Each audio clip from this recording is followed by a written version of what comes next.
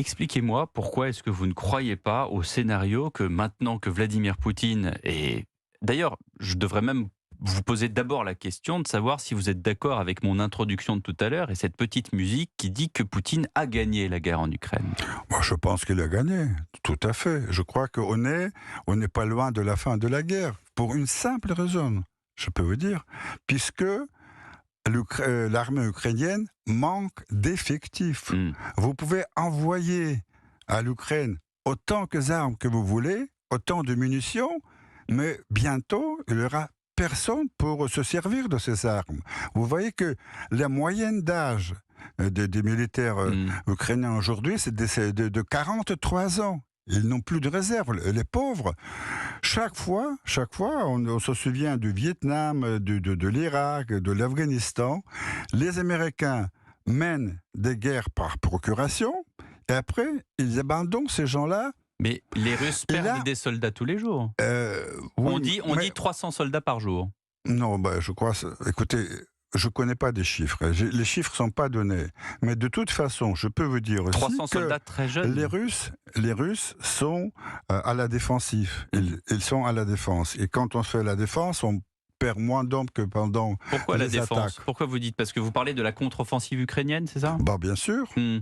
Mais je voudrais revenir à votre question précédente. Et je crois qu'il y a une chose, un aveu qui a été fait cette semaine, la semaine dernière, par le secrétaire américain Blinken.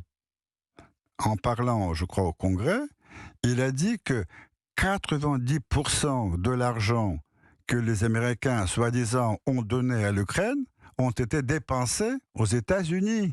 C'est-à-dire, ils ont financé leur propre complexe militaire industriel. Et là, c'est ça le secret de la guerre. Les Américains mènent des guerres pour s'enrichir. Et d'ailleurs, il y a aussi un retour dans le passé important. Il y a eu un grand président des États-Unis, un grand général Eisenhower. Vous connaissez sans Eisenhower, doute. bien sûr. Très grand. Alors, dans son tout dernier discours comme président, avant de partir, c'était en 61, il a dit « Attention au complexe militaire industriel des États-Unis » qui peut vous réserver des pires surprises. Lui, général, président des États-Unis, il a dit « Attention ». C'est ce que nous voyons aujourd'hui. On va regarder ces propos d'Anthony Blinken. Juste une chose, quand on dit gagner la guerre, c'est gagner entièrement la guerre, mais vous n'avez, pour l'instant, en tout cas les Russes, n'ont pas pris Kiev, qui était l'objectif principal et premier. Où vous pensiez d'ailleurs, les Russes, avoir Kiev en quelques jours. Non, Kiev, c'est la capitale. Oui. De toute façon, Kiev, d'après les objectifs qui ont été fixés pour cette opération, ne fait pas partie des objectifs à conquérir.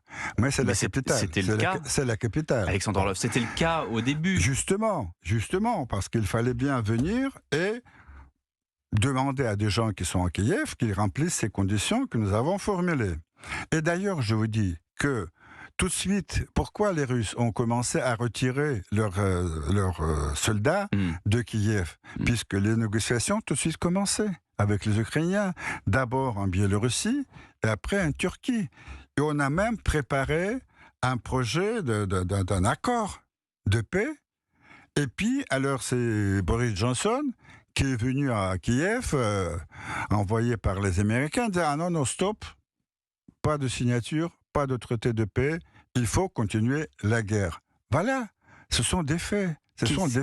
Qu'est-ce qui nous dit, et vous n'avez pas encore répondu à cette question, parce que d'abord vous avez clairement dit ce soir sur Europe 1 que Poutine a gagné la guerre en Ukraine, qu'est-ce qui nous dit que Poutine ne va pas étendre sa belligérance à d'autres pays, et notamment...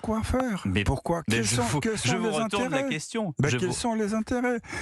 Puisque Poutine, il est très rationnel. Une partie des Polonais, par exemple, ont peur que Poutine attaque la Pologne. Écoutez, vous savez, avec la Pologne, nous avons à peu près les mêmes relations qu'ont eu jadis les Français avec les Allemands. On a avec la Pologne une histoire un peu compliquée et difficile. Mais, je confirme. Mais je peux vous dire qu'il n'y a aucun intérêt pour la Russie à conquérir ces terres. Nous avons nos propres terres qu'on n'a pas encore aménagées. On a tant de travail chez nous. Et encore une fois, je reviens. Pourquoi on a attaqué l'Est de l'Ukraine? C'est parce que la population russe et russophone était menacée, pas seulement menacée, mais agressée par le pouvoir à Kiev. Le résultat de cette fin de guerre, puisqu'on y approche, si je vous écoute, ça veut dire quoi? Ça veut dire qu'il y a des territoires de l'actuelle Ukraine qui vont revenir à la Russie?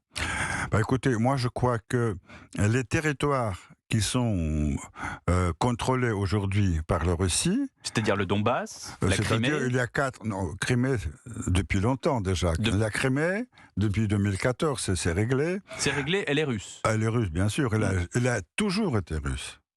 Elle a toujours été russe. Vous savez... Je vous laisse parler, Alexandre Orloff. Bien sûr. Je ne vous contredis pas, mais la Crimée est russe. Vous voyez mon regard interrogateur. Oui. Écoutez, la Crimée est russe depuis 1873, quand Catherine la Grande a rattaché. Alexandre Orloff, vous voulez que je vous parle des frontières de la Pologne dans 1660 ? On peut continuer comme ça longtemps. Non. Et après, il a été toujours... faisait partie de la Russie, de l'Union soviétique.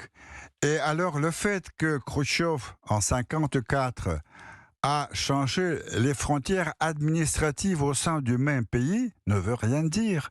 Et d'ailleurs, vous savez que de 1991, quand l'Ukraine a proclamé son indépendance, Yeltsin a dit tout de suite à Kravchuk, attention, la Crimée et Donbass, c'est le nôtre. Et il fallait bien sûr à Yeltsin insister. Et alors, à ce cas-là, on pourrait éviter malheureusement ce conflit que nous connaissons aujourd'hui.